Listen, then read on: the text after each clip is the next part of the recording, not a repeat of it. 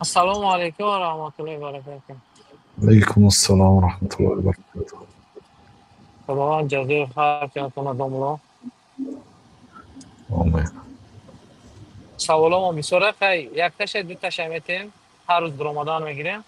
یکم سوال همی داملو که همین ریشه فرض گفتستین فرض ماندنش ما ای وقتی که خدمت میشناسیم با عقل شدگیم ای میستیم که هشتیم میگیم ریشمون کانتوفا میکردیم و میکردیم همین فرضش ماندنش مقدارش مثال نیم سانتی متر رقم ماشینکا کاتگیری اگر 95 یک دو همین ماندنش مهمه یا رزمرش هم امو سنتی میگن همین دبورش کمتر شهر میکرد برای که ما پستان ریش موندگی هم پست است دراز نیست هر وقت که تاجیکستان رویم اگر ریش ما پس کدام میرم چند برادرها هستن اخیر ما کلانو دایجا هستن همین ریش ما را کمتر حکومی اگه ریش ما در نظر میکنم لیکن پروتیفی همین شریعت هر که گفای سخت گف میزنه اما یک هم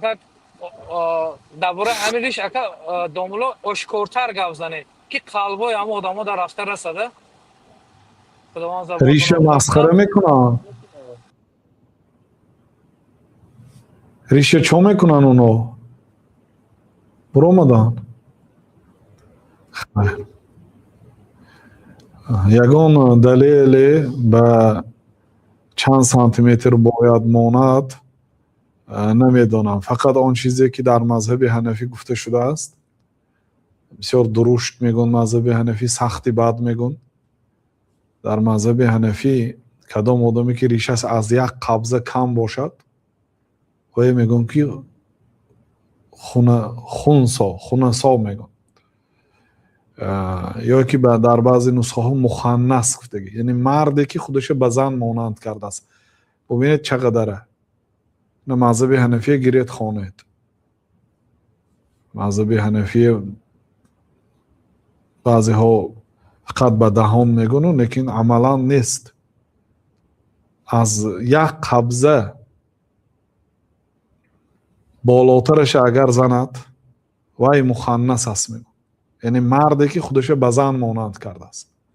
این در مذهب حنفی. دیگر مذهب ها در مسئله قیچی زدن مسئله خلافی هست. بعضی علما میگن که قیچی زدن هم مثل تراشیدن است، لیکن این قول به قوت نیست. به هر حال برای چی؟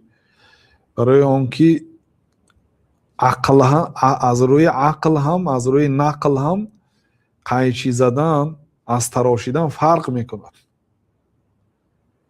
و پیامبر صلی الله علیه وسلم لعنت کردن مردهایی که خودشون به زنها مانند میکنن. بنابراین بعضی علما گفتن که آدمی که ریش دارد اگرچه پست است این از همین حدیث میبرد، این لعنت به گرفتار نمیشه، برای اینکه خودش به زنها مانند نکرده است. روش سیاه هست، یعنی روش سیاه ریش دارد. و یک قاعده دیگر است که در عرف ریشدار گویند.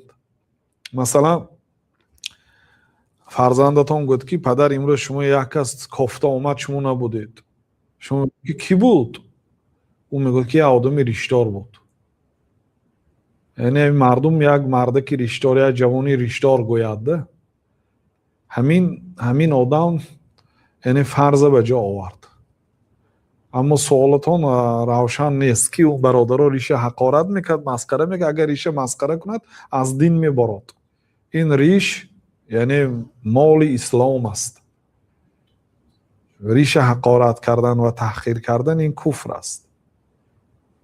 لیکن مثلا گفت که ریشه ماندی شانه کن، خوشرو نگاه دار، در بین ریشات تاری دانی گرونج برینج، این خیلی کرده جنگ کرد، مایلش حق دارد.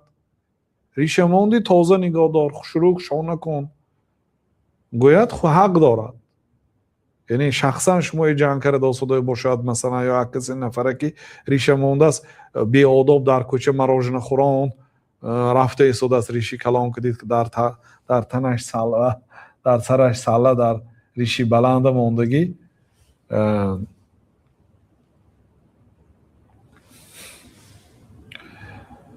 خلاصه یعنی این فرق میکنه از آن آدمی که مطلقا ریشه بد میبیند یا ریش نمون میگود فرق میکنه.